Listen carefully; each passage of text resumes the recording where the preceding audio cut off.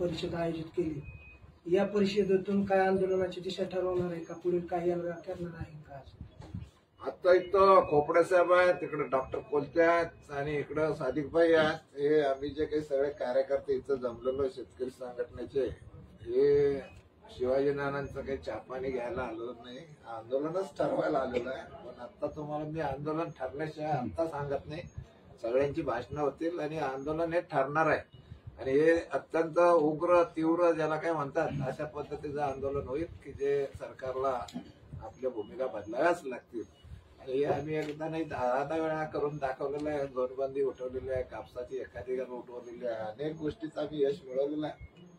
परंतु आम्ही एक गोष्ट जिंकली की दुसरी काहीतरी नवीन कायदा करून हे आम्हाला त्रास देत आहेत. आता हे लपाछपीचा डाव संपणार आहे आणि शेवटचा आता एकच ठोका होणार आहे आणि या ठोक्यानंतर मग हे सगळे त्यांना एकतर खुर्च्या सोडून जावंच लागेल, नसेल तर आम्ही म्हणतो तसा राज्यकारभार करावा लागेल.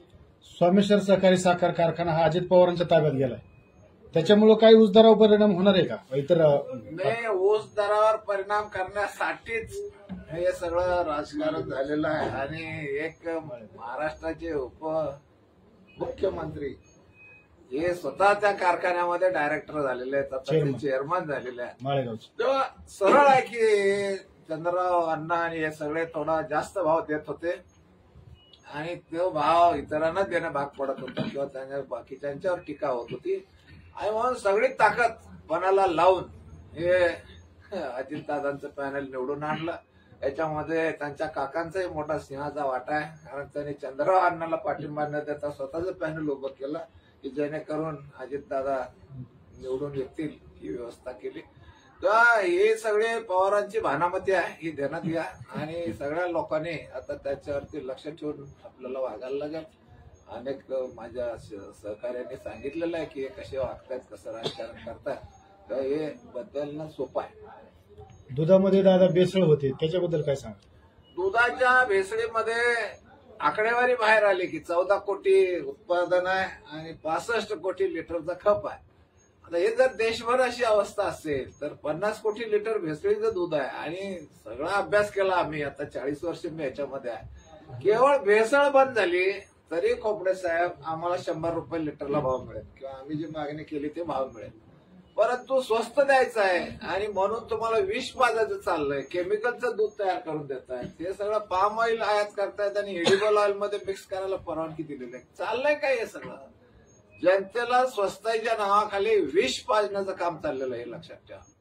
आता हे ज्या वेळा जनतेच्या लक्षात येईल, आता सगळीकडं लाकडी घाण्यावरचं तेल खायला लागल्यात लोक, जे काही ज्यांना माहिती झालंय ते आता हे डबे घ्यायचं बंद झाले. शेंगदाणे घेतात आणि थोडं पाहिजे तेवढं तेल काढून घेतात, बाकीचं अशा पद्धतीनं लोक आता मार्ग काढायला लागलेले आहेत. पण सरकारच्या विरोधात जाऊन हे भेसळ प्रतिबंधक जे खातं आहे त्यांना जर मी भेटलो, मी याच्यामध्ये माझ्याकडे वर्तमानपत्रही आणलेले आहेत. आमच्याकडच्या वर्तमानपत्रात फार भेसळीचे सगळं छापून आल्यावर मी त्या ऑफिसमध्ये गेलो, त्या ऑफिसरने सांगितलं खोपडे साहेब की या भेसळवाल्यांना जन्मठेपेची शिक्षा होत होती.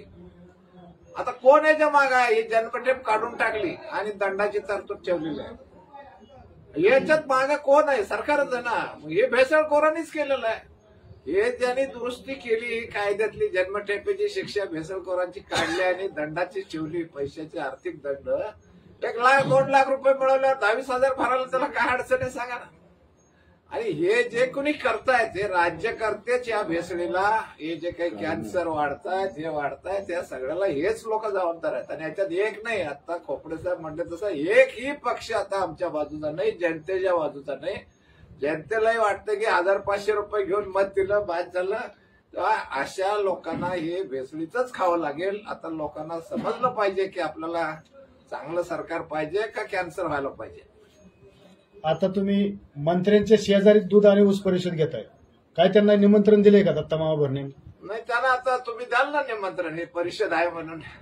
जे काही होतील आता तिथं भाषण ते तुमच्या मार्फत समजतील. तालुक्यात युरियाचा तुटवडा भरपूर आलेला आहे. दुकानदार युरिया शेतकऱ्यांना देत नाही. लिंकिंग जरी केलं तरी त्याच्या संग दुसरी एखादी वस्तू घ्या म्हणून सांगतात. या महाराष्ट्रामध्ये मी अभिमानाने सांगतो याच्यासाठी एक दिल्लीला संस्था आहे कॉम्पिटिशन कमिशन त्याचं नाव आहे, 6 महिन्यापूर्वी या लिंकिंग बंद झालं पाहिजे. आरसीएफ असेल, इफ्को असेल, या सगळ्या युरिया तयार करणाऱ्या कंपन्यांच्या विरोधी मी कंप्लेंट केलेली आहे. त्या कंप्लेंटची वकिलामार्फत म्हणजे त्यांच्यावर दावा दाखल केलेला आहे. त्याचा निकाल परवा 6 ऑगस्टला म्हणजे 6 महिन्याने निकाल झाला आणि निकालामध्ये कॉम्पिटिशन कमिशननी डीजी म्हणजे डायरेक्टर जनरल म्हणून आहेत पुन्हा त्याच्यावर की याचं संशोधन करून गुन्हा दाखल करणार आहेत आणि या कंपन्यांना शिक्षा होणार आहे. महाराष्ट्रामध्ये हा जो तुमचा कृषी अधिकारी आहेत किंवा कृषी कमिशनर आहेत, आयुक्त आहेत, त्या कृषी आयुक्त त्यांना पत्र लिहितात की लिंकिंग चालणार नाही, बेकायदेशीर आहे, कारवाई करू. पण कारवाईचं काय, सगळे पैसे खातात आणि हे चालू झालंय शेतकऱ्यांचं शोषण. हे जे आता नड्डा आहेत, हे पेट्रोलियम मंत्री कोण आहेत, आणखीन कोण आहेत, भाजपचे अध्यक्ष आहेत, याने फक्त कमिशनला सांगतात नाही नाही चालणार नाही असं नाही बरोबर. पण रॅलीज इंडिया सारखी सरकारचे शेअर असणारी कंपनी युरिया तयार करते महाराष्ट्रात. आरसीएफ सारखी राष्ट्रीय केमिकल फर्टिलायझर ही कंपनी तुमची भारताची सरकारने तयार केलेली आहे आणि ते लिंकिंग करताय, ते ऐकत नाही तुमचं. हे तुम्हाला सांगतो, या लिंकिंगचा पैसा हा सगळ्या राजकीय पक्षांच्या पर्यंत जातोय. म्हणून हे शेतकऱ्यांची लूट चालू आहे. शेतकऱ्यांनीच आता ठरवायला पाहिजे आणि हे जे काही आम्ही तक्रार केलेली आहे याच्यामध्ये डायरेक्टर जनरल जो काही डीजी आता त्याच्यावर अहवाल देतील, त्याची अंमलबजावणी झाली नाही तर या कंपन्यांना थेट ठोकून काढण्याचं काम आम्ही करणार आहोत.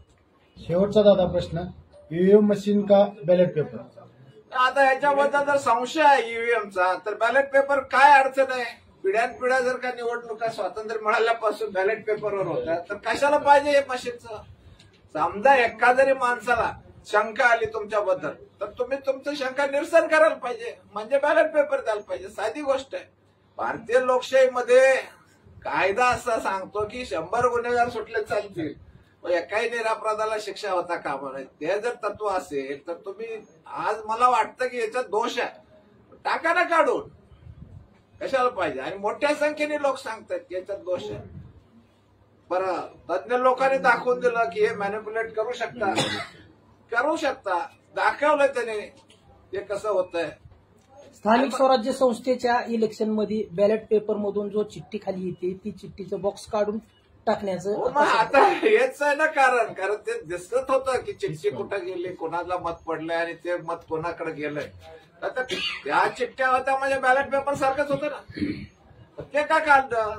तर हे संशय आमचा बळकट झालेला आहे की याच्यामध्ये भानगड आहे, म्हणून तुम्ही ते पण चिठ्ठ्या काढून टाकल्या. धन्यवाद.